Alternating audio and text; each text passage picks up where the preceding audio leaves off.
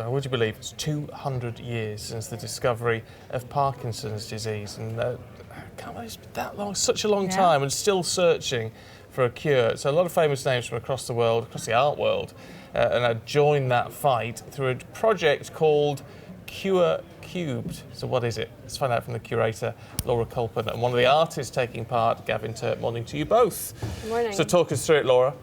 So we're really excited about this project, not only because it's for such an important cause. Cure Parkinson's Trust and Bonhams of London came to Artwise to come up with a concept for a project that would help raise money and raise awareness for their charity, the Cure Parkinson's Trust, that's proactively looking for a cure for Parkinson's. And artists, Gavin will testify, get asked all the time, I think, I'm sure on a weekly basis, to do mainly charity auctions and give donations to auctions. So we wanted to come up with a concept that would be exciting for the artists and fun for the artists, and also looking at what the charity do and how positive they are. They really think outside of the box about treatments for Parkinson's disease. So we've brought that into the concept and have come up with the idea of giving the artists a frame, a space, a platform to work with. So we've got 56 artists, and they've all been given a 20 centimetre cubed perspex box. So it's very small, very collectible, and they can do what they want with that space. Gavin Turk, you're one of those artists then. So what made you decide to get involved in this campaign? And tell us about your cube as well. I think we can see some pictures of it in a moment. You called it Van Air, didn't you? Van Air. That was partly because the balloon in the first place was filled up with air from my white transit van. For the last 15 years, I've been doing something called the Art Car Boot Fair. And 1 year, and this is where artists basically take their stuff to a fair and they literally sell their stuff out the back of their car. 1 year I actually sold red balloons. I sold 99 red balloons, which were filled up with the air from the van. And I found one of these balloons that had gone right down, that deflated, and I thought, well, that actually fits perfectly in this box.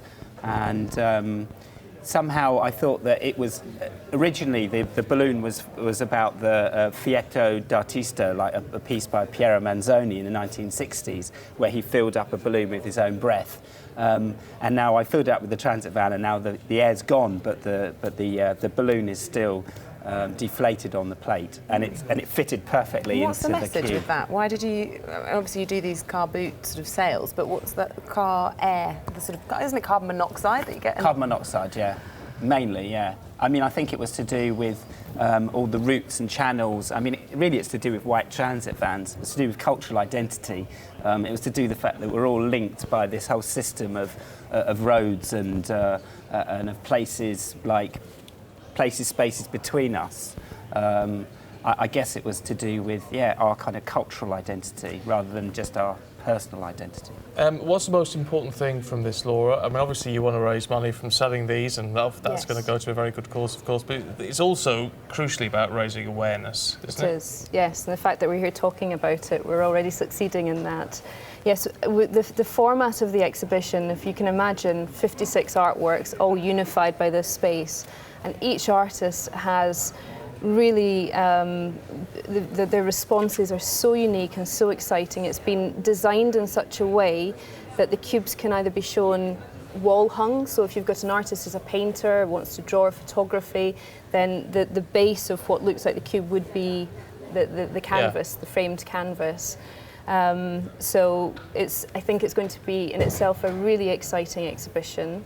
And importantly, it's not an auction, so you'll know that the price will be published. It'll be a fixed price, the proceeds going directly to the charity, and the price points, you could be buying a work for under £1,000 up into £20,000. So whatever level you're coming in at, it's also a very good opportunity.